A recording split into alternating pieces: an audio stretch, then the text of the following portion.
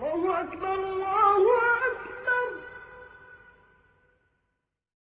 أعوذ بالله من الشيطان الرجيم. بسم الله الرحمن الرحيم. صحیح بخاری حدیث نمبر 566۔ لیث بن سعد نے عقیل کے واسطے سے بیان کیا، انہوں نے ابن شہاب سے، انہوں نے عروہ سے کہ عائشہ رضی اللہ تعالی عنہا نے انہیں خبر دی کہ ایک رات رسول کریم صلی اللہ علیہ وسلم نے عشاء کی نماز دیر سے پڑھی۔ یہ اسلام کے پھیلنے سے پہلے کا واقعہ ہے۔ آپ اس وقت تک باہر تشریف نہیں لائے جب تک حضرت عمر نے یہ نہ فرمایا کہ عورتیں اور بچے سو گئے۔ پس آپ صلی اللہ علیہ وسلم تشریف لائے اور فرمایا کہ تمہارے علاوہ دنیا میں کوئی بھی انسان اس نماز کا انتظار نہیں کرتا۔ صحیح بخاری حدیث نمبر 567۔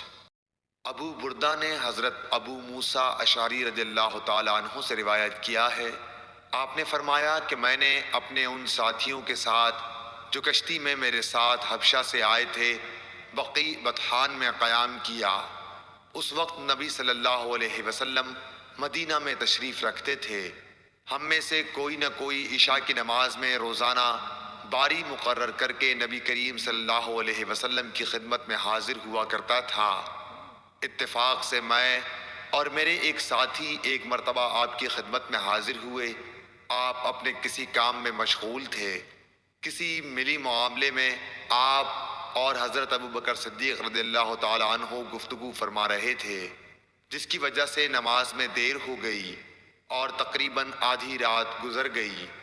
پھر نبی کریم صلی اللہ علیہ وسلم تشریف لائے اور نماز پڑھائی۔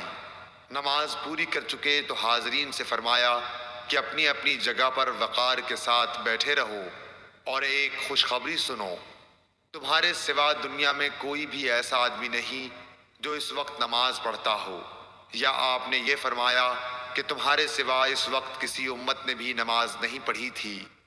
یہ یقین نہیں کہ آپ نے ان دو جملوں میں سے کون سا جملہ کہا تھا۔ پھر راوی نے کہا کہ ابو موسیٰ رضی اللہ تعالی عنہ نے فرمایا، بس ہم نبی کریم صلی اللہ علیہ وسلم سے یہ سن کر بہت ہی خوش ہو کر لوٹے۔ صحیح بخاری حدیث نمبر 568۔ ابو برزہ اسلمی رضی اللہ تعالی عنہ سے روایت ہے کہ رسول اللہ صلی اللہ علیہ وسلم عشاء سے پہلے سونے اور اس کے بعد بات چیت کرنے کو ناپسند فرماتے تھے۔ صحیح بخاری حدیث نمبر 569۔ ابن شہاب نے عروہ سے خبر دی کہ حضرت عائشہ رضی اللہ تعالی عنہا نے بتلایا کہ رسول اللہ صلی اللہ علیہ وسلم نے ایک دفعہ عشاء کی نماز میں دیر فرمائی، یہاں تک کہ عمر رضی اللہ تعالی عنہ نے پکارا، نماز، عورتیں اور بچے سب سو گئے۔ تب آپ صلی اللہ علیہ وسلم گھر سے باہر تشریف لائے۔ آپ نے فرمایا کہ روئے زمین پر تمہارے علاوہ اور کوئی اس نماز کا انتظار نہیں کرتا۔ راوی نے کہا، اس وقت یہ نماز باجماعت مدینے کے سوا اور کہیں نہیں پڑھی جاتی تھی۔ صحابہ اس نماز کو شام کی سرخی کے غائب ہونے کے بعد رات کے پہلے تہائی حصے تک کسی وقت بھی پڑھتے تھے۔ صحیح بخاری حدیث نمبر 570۔ انہوں نے کہا کہ مجھے نافع نے خبر دی، انہوں نے کہا مجھے عبداللہ بن عمر رضی اللہ تعالی عنہ نے خبر دی کہ رسول اللہ صلی اللہ علیہ وسلم ایک رات کسی کام میں مشغول ہو گئے اور بہت دیر کی۔ ہم نماز کے انتظار میں بیٹھے ہوئے مسجد ہی میں سو گئے، پھر ہم بیدار ہوئے، پھر ہم سو گئے، پھر ہم بیدار ہوئے، پھر نبی کریم صلی اللہ علیہ وسلم گھر سے باہر تشریف لائے اور فرمایا، دنیا کا کوئی شخص بھی تمہارے سوا اس نماز کا انتظار نہیں کرتا۔ اگر نیند کا غلبہ نہ ہوتا تو ابن عمر رضی اللہ تعالی عنہ نماز عشاء کو پہلے پڑھنے یا بعد میں پڑھنے کو کوئی اہمیت نہیں دیتے تھے۔ کبھی نماز عشاء سے پہلے آپ سو بھی لیتے تھے۔ ابن جریح نے کہا کہ میں نے عطا سے معلوم کیا تو انہوں نے فرمایا کہ میں نے حضرت عبداللہ بن عباس رضی اللہ تعالی عنہ سے سنا تھا کہ نبی کریم صلی اللہ علیہ وسلم نے ایک رات عشاء کی نماز میں دیر کی، جس کے نتیجے میں لوگ مسجد ہی میں سو گئے، پھر بیدار ہوئے، پھر سو گئے، پھر بیدار ہوئے، آخر میں عمر بن خطاب رضی اللہ تعالی عنہ اٹھے اور پکارا نماز۔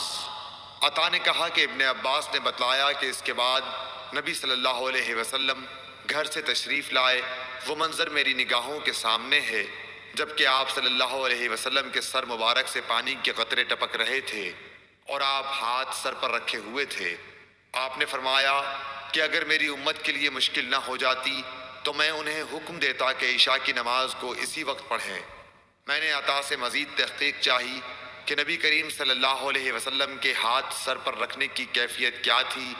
ابن عباس رضی اللہ تعالی عنہ نے انہیں اس سلسلے میں کس طرح خبر دی تھی، اس پر حضرت عطا نے اپنے ہاتھ کی انگلیاں تھوڑی سی کھول دیں اور انہیں سر کے ایک کنارے پر رکھا، پھر انہیں ملا کر یوں سر پر پھیرنے لگے کہ ان کا انگوٹھا کان کے اس کنارے سے جو چہرے سے قریب ہے اور داڑھی سے جا لگا۔